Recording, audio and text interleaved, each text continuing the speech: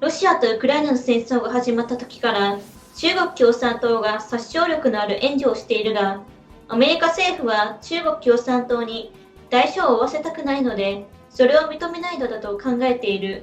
詳しくは VTR その1をご覧ください。Stone Institute senior fellow, author of The Coming Collapse of China and the Great U.S.-China Tech War, Gordon Chang. Gordon, good morning to you. I'll get to the spy flight in a second, but I really want to start with this news of President Biden landing in Ukraine this morning, the surprise visit. There was talk over the weekend from the administration, from officials, that they are now concerned that China is going to give support, and I'm going to give you the quote here, lethal aid. China is going to give lethal aid to Russia in its war on Ukraine. Can you fill in some blanks here, sir? Well, China has been supplying lethal aid from the beginning of this war. The Ukrainians were operating Chinese drones. The Chinese had location data. They supplied that to the Russians, who then took out the Ukrainian drone operators. Also, we've had these reports that China is selling drones to the Wagner Group, who is using them in Ukraine. The administration doesn't want to acknowledge this because they don't want to impose costs on China. So China is going to continue to help Russia in this situation. We just issue hollow warnings. That doesn't do it.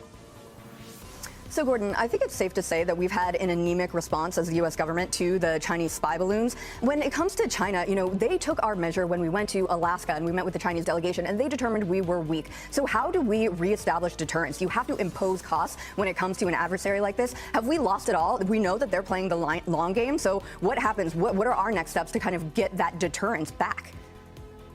We have to start imposing those costs, and we have a menu of options. We can cut technical assistance agreements with China.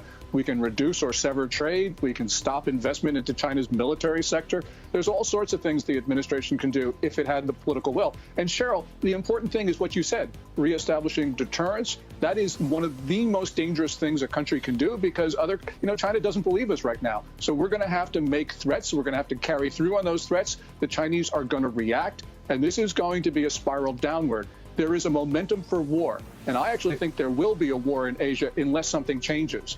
We can stop China in Ukraine by stopping Russia, or we can end up in war in Asia.